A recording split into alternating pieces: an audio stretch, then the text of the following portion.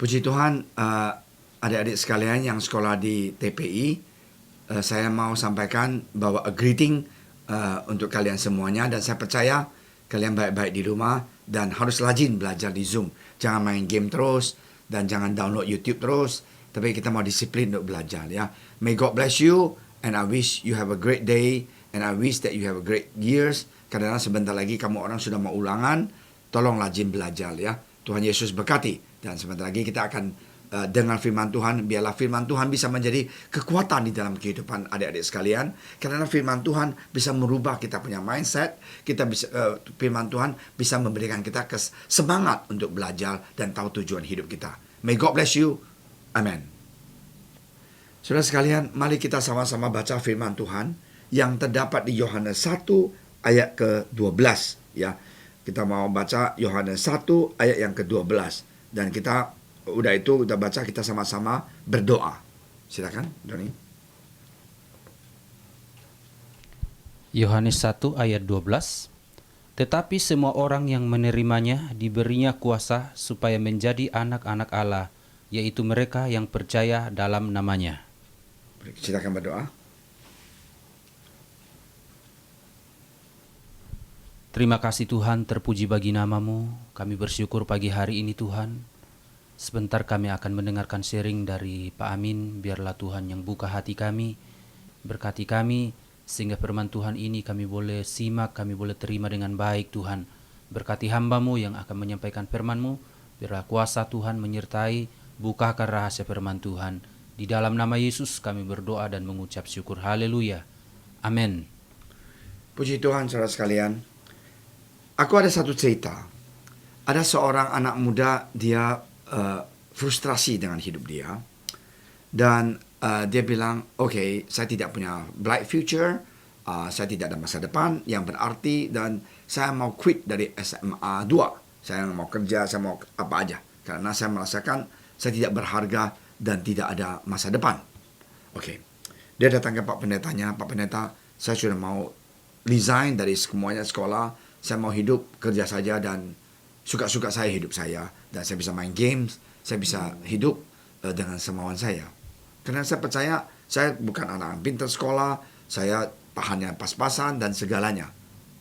Nah, akhirnya pendeta ngobrol sama dia panjang lebar. Pendeta bilang, okay, nah mau nggak saya kasih kamu sedikit solusi dalam hidup Anda. Oke, dia bilang, silakan pastor. Apa sih yang kamu mau saya lakukan? Pastor bilang, oke, di sini ada satu batu ya. Batu ini bagus sekali. Dan coba kamu bawa batu ini ke toko buah, ke pasar. Tanya, ini batu ini mau nggak dan bisa dihargain berapa. Tapi kamu nggak boleh jual. Biarpun dia kasih kamu harga berapapun, nggak boleh jual. Dan sesudah ke pasar, kamu ke tempat supermarket, entah ke toko, entah kamu cari lagi toko batu ini, ya, ataupun toko apa, ya, toko emas, ya. Oke, anak muda itu, alright, then. Dia bawa batu ini, agak sedikit bagus kelihatannya. Dia tanya ke tukang buah, dia bilang, Pak, kalau saya mau jual batu ini, mau nggak? Tukang buah itu mengatakan, boleh, you ambil aja apel saya 12 biji, saya jual ini 12. Kamu punya batu ini seharga 12 apel. Oh, anak muda itu bilang, oke, terima kasih, nggak jadi. Udah itu dia bawa lagi ke toko kerontong dan jual Indomaret contohnya ya. Dia bilang, aku mau jual ini, besi ini bisa ganti apa? Oke, 2 dus Indomie aja. Wah, dia bilang nggak mau. Dan dia pergi. Akhirnya dia ambil batu ini yang kilat-kilat, dia ke toko emas. Wow, dia bilang ini bisa laku berapa? Dan orang itu lihat batunya ini, wah, dia bilang ini bagus sekali. Saya kasih kamu 50 juta dah. Hah? Dia bilang 50 juta? Iya. Nggak mau, dia bilang. Akhirnya dia ambil batu ini, batu yang sama, ke toko antik gitu loh. Toko antik itu ya yang luar biasa lah ya. Dan di toko antik ini, karena di Indonesia nggak terlalu banyak, kalau di luar negeri banyak. Ini cerita yang dari luar negeri. Jadi dia kasih lihat batu ini. Orang itu kaget lihat batu ini. Dan dia lihat sampai ada 10 menit. Pakai kaca besar dan segalanya. Dan Anak itu tanya, Pak, ini batu kalau saya mau jual ke Bapak, Bapak berani bayar berapa? Saudara sekalian, tahu nggak dia jawab apa? Dia bilang, nak, ini terlalu mahal. Ini batu ini, kalau Indonesia punya uang, miliar, 100.000 US dollars. Anak ini kaget.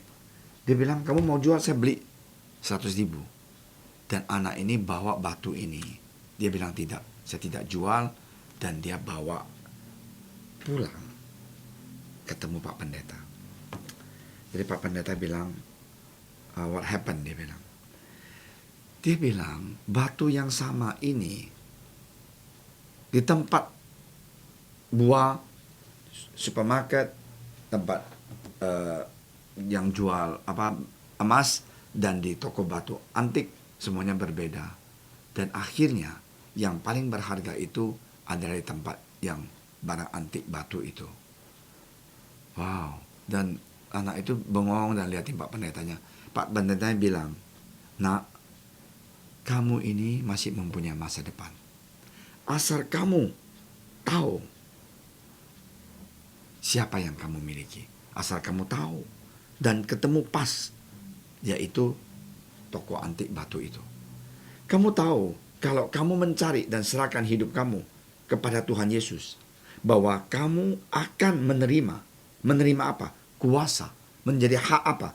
Anak Dia.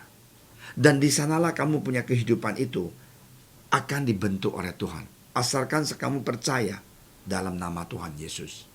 Anak ini nangis dan dia bilang, Pastor, tapi saya kan bukan orang pintar. Pastor bilang, tidak semua orang harus mau pintar. Tuhan memberikan talenta yang berbeda-beda. Dan sejak hari itu anak itu tidak akan lagi malas dan dia sadar dia mempunyai masa depan yang luar biasa. Dan akhirnya dia lebih cinta Tuhan Yesus. Dan make long story short, 10 tahun kemudian anak itu pas-pasan kuliah dan dia jadi seorang pengusaha yang luar biasa sukses. Jadi hari ini ayat ini cocok sekali buat kita. Tetapi semua orang yang menerimanya diberikannya kuasa supaya menjadi anak-anak Allah.